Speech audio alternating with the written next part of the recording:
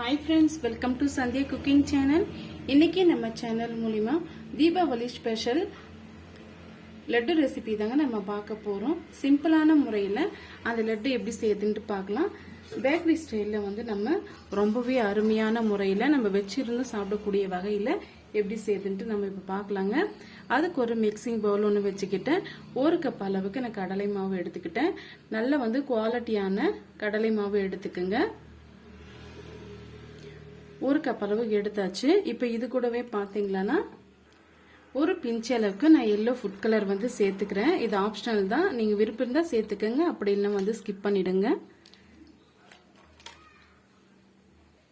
ஒரு 2 பிஞ்ச் அளவுக்கு நம்ம சோடா உப்பு ஆப்ப சோடா வந்து சேர்த்துக்கலாம்। இப்போ இது எல்லாம் சேர்த்துட்டு தேவையான அளவுக்கு நம்ம தண்ணி சேர்த்து ஒரு விக்ஸ் வச்சு நம்ம மிக்ஸ் பண்ணி எடுத்துக்கலாம்।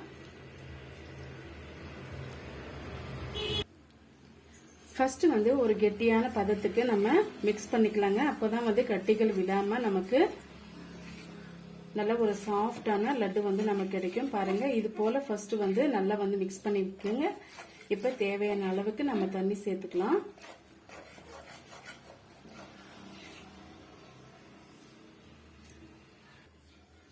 எடுத்த உடனே அதிகமான தண்ணி வந்து சேர்த்துடக்கூடாதுங்க, கொஞ்சம் கொஞ்சமா சேர்த்து நம்ம மிக்ஸ் பண்ணி விட்டுக்கலாம்।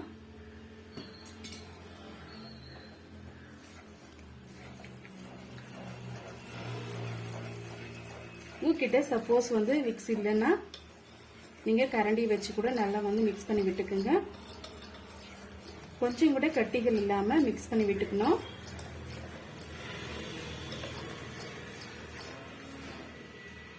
இன்னும் கொஞ்சமே நம்ம தண்ணி வந்து சேர்த்துக்கலாங்க।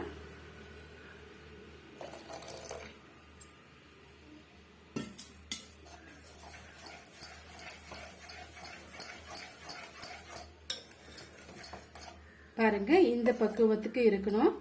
இப்ப இது ஒரு வாரமா இருக்கட்டும்। இதுக்கு ஒரு சுகர் சிரப் வந்து நம்ம ரெடி பண்ணிடலாங்க।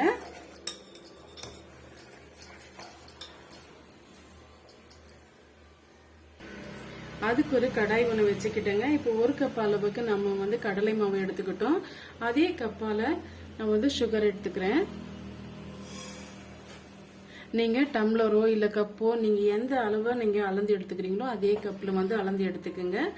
இப்போ வந்து இந்த சர்க்கரை முங்குற அளவுக்கு நம்ம தண்ணி சேர்த்துக்கலாம்। பாருங்க, இந்த அளவுக்கு நம்ம தண்ணி சேர்த்துக்கிட்டா கரெக்டா இருக்கும்। இப்போ மீடியமான ஃப்ளேம்ல வச்சுக்கோங்க। இந்த சர்க்கரை வந்து கரையிற வரைக்கும் கிண்டி விட்டுட்டே இருங்க।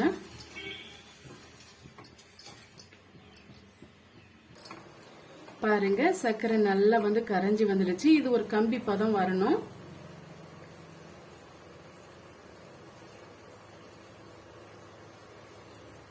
இன்னும் வந்து கம்பி பதம் வரலைங்க, இன்னும் ஒரு 2 மினிட்ஸ்க்கு நல்லா வந்து கொதிச்சு வரட்டும்।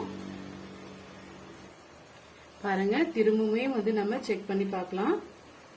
கொஞ்சமா இது போல எடுத்து இந்த பிசு பிசுப்பு தன்மை வந்ததுனாவே கரெக்டா இருக்கும்।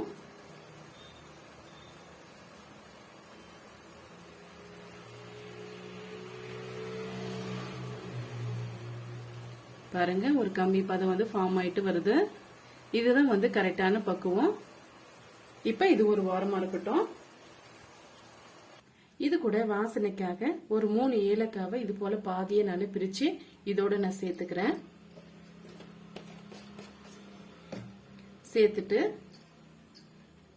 இப்ப இது ஓரமா நம்ம ஒரு மூடி போட்டு வச்சிடலாங்க। பாகு நல்லா சூடாயிட்டே இருக்கணும்। பூந்தி பொரிக்கிறதுக்காக தேவையான அளவுக்கு நான் வந்து ஆயில் வந்து சேர்த்துக்கிட்டேன்। நான் ரீஃபைண்ட் ஆயில் தான் சேர்த்திருக்கேன்। இப்போ வந்து பூந்தி பொரிக்கிறதுக்காக இது போல நான் ஒரு கரண்டி ஒன்று எடுத்துக்கிட்டேங்க। இது நல்லா வாஷ் பண்ணிட்டு காட்டன் கிளாத்ல நல்லா தொடச்சி எடுத்துக்கோங்க। இது போல எடுத்துக்கும் போது அதிகமான பூந்தி வந்து நம்மளால பொரிக்க முடியும்। இப்போ நம்ம மிக்ஸ் பண்ணி வச்ச மாவு வந்து கொஞ்சம் கொஞ்சமா எடுத்து அப்ளை பண்ணிக்கலாம்।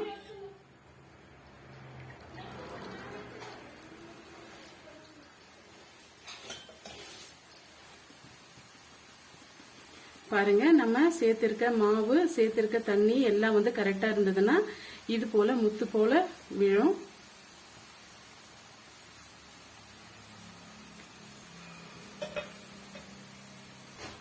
பாருங்க அதிக நேரம் வந்து வேக வைக்க கூடாது.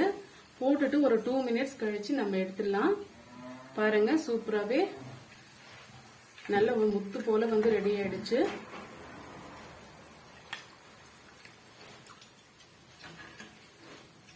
இதே போல எல்லா பூந்திகளையும் நம்ம பொரிச்சு எடுத்துட்டு எப்படி சேர்த்துட்டு நம்ம பார்க்கலாங்க. கொஞ்சம் கூட எண்ணெய் இல்லாம வடிகட்டி எடுத்துக்குங்க.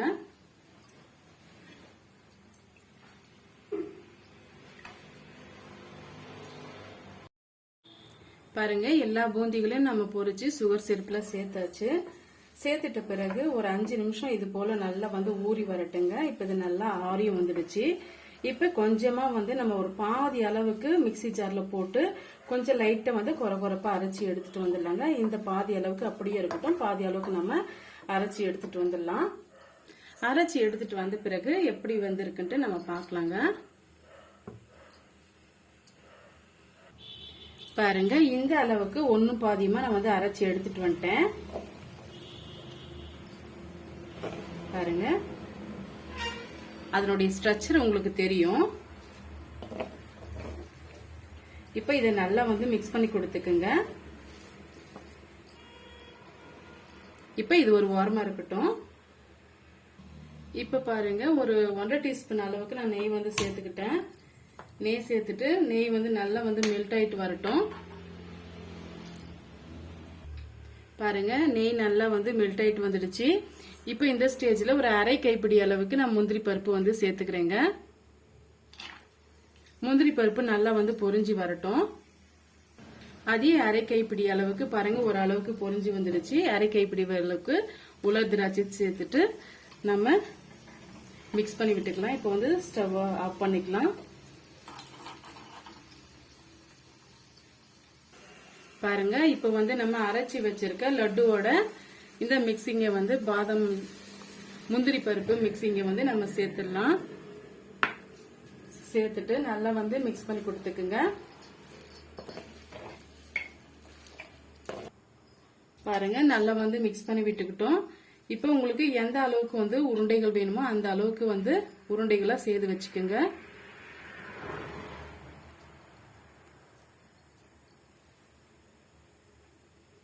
இதே போல எல்லா உருண்டைகளும் செய்து வச்சுட்டு நம்ம பார்க்கலாம். பாருங்க எல்லா லட்டும் நம்ம செய்து முடிச்சுக்கிட்டோம். இந்த தீபாவளி ஸ்பெஷலான இந்த லட்டு ரெசிபி உங்களுக்கு ரொம்பவே யூஸ்ஃபுல்லா இருக்கும்னு நினைக்கிறேன். யூஸ்ஃபுல்லா இருந்ததுன்னா மறக்காம சந்தியா குக்கிங் சேனலுக்கு சப்ஸ்கிரைப் பண்ணுங்க, லைக் பண்ணுங்க, கமெண்ட் பண்ணுங்க, ஃப்ரெண்ட்ஸ் அண்ட் ஃபேமிலியோட ஷேர் பண்ணுங்க. நம்ம சேனலை சப்ஸ்கிரைப் பண்ண மறந்துடாதீங்க. தேங்க்யூ ஃபார் வாட்சிங். Thank you my friends.